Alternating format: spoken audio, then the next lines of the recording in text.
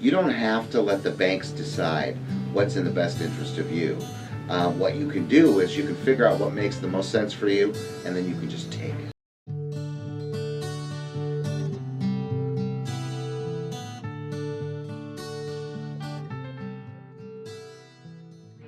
But it breaks my heart to see what's happened in this country. Absolutely. And you know what? We got to help. We got to reach out and help. There's people. I mean, what was her name? Phyllis Walsh, that we were doing the forum. She committed suicide because she was alone. I mean, there's people in your neighborhood that are struggling. Our neighbors, a family of 3, packed up and moved out because they didn't know what to do. Mm-hmm. They just said, "Uncle." Financial Revival Group is here. We actually do care. Terry is in the office at 9 o'clock at night. She's in there at 8 o'clock in the morning. Do you think she's getting rich on this? No. We're doing this because we care and we're fighting back. So we need your help. We need your help to reach out.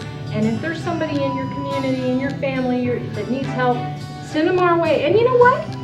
If we can't help them, we'll find somebody who can. You know, this is not like a pride thing. You know, we just want to get the information out there. So enough of my rant. Thank you so much for your time tonight. I hope that I was able to give you some valuable information.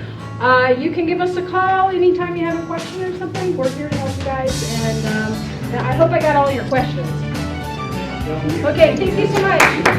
Have a nice evening. Well, there's retention options. That would be, you know, forbearance. Sometimes they'll take the amount, you know, those late fees and whatnot, and they'll toss them on the back end of the loan. Restatement, reinstatement, repayment plan, modification. Then other options that we call non-retention options would be to sell your home via short sale, deed in lieu, deed for lease. And I'm not going to go into detail today on each of these, but those are, you know, some of the other options. And then there's also the cash for keys option, and then there's HOFA, which is a program that if you qualify, you can potentially get $3,000 relocation. So really, in terms of the mediation process, the sky's the limit. I mean, we can entertain whatever. And one of the things we try to do is I will have a strategy meeting with you, and we will do good, better, best. You know, what's your first, you know, the best choice, middle, and then what's our bottom line. And then we put together a strategy. I'll pass this around. This was the Attorney General letter. Let's go ahead and take a look and pass it around.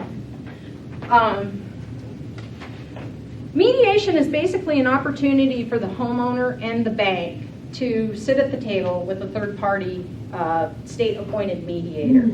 If you receive a notice of default on an owner-occupied property, and there's a few other stipulations too, but you know, when we go through, we'll check. You've got to be dealing with a beneficiary that's not exempt, and there's some other parameters. But basically, what it says is if you have an owner-occupied property, not an investment property, but an owner-occupied property, and you receive a notice of default, you qualify for the state mediation program. And then the process is you contact a housing counselor or an attorney to get a referral into the program. We happen to be able to do the attorney referral now because we have a network of attorneys, and now we have an in-house attorney that's doing that for us.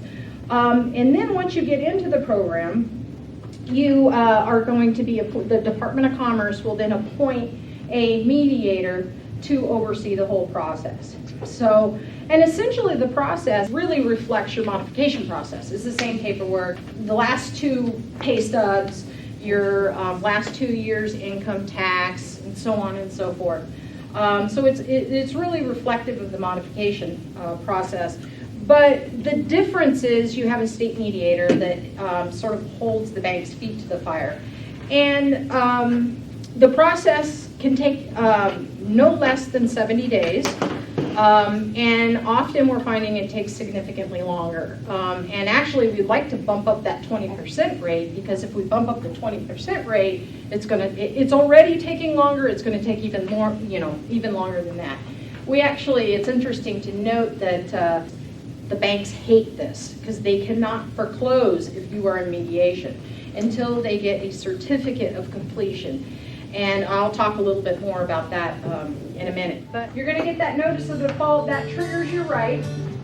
You can get the referral, like I say, up to 20 days after that notice of trustee sale is recorded. One of the things we're gonna do, we're gonna look and we're gonna determine whether the beneficiary is exempt or not. 250 foreclosures in a given year in the state is exempt. And so we have to check, you know, we have a list and we check against that. So the next step is going to be to actually send a referral to the Department of Commerce, and we have a form that we send. It's an official form. We send that to the attorney reviews it, and then they sign it, and then we send it off. And then within usually about 48 hours, you're going to get a notice of referral from the Department of Commerce that lets you know, yeah, you qualify for the program and you are now in. Within 23 days, on that notice, there's going to be a date. That starts your mediation timeline. And 23 days from that date, you have to get your borrower documents in. And we will send them to the mediator, because the mediator at that time will be appointed and they'll be on your notice of referral. You'll have all the parties relative to the mediation on the notice. You have to get those documents to the mediator, to the opposing counsel on the other side for the beneficiary. And I usually CC them to the attorney that referred and then, of course, to you, the borrower. And then when they receive those, then the lender has 20 days to respond with their packet. You send borrower documents, and then the bank, within 20 days of receiving those documents, then they send documents, which those are going to include a lot of the documents that you guys find in your QWRs. You know what the QWR, qualified written request, where you send the letter asking the bank to produce certain documents. Terry a lot of times helps out with that. One of the results of this whole process can be a certificate of bad faith. If the bank at any time doesn't negotiate in good faith, doesn't return doesn't return that beneficiary document package, there can be a variety of reasons.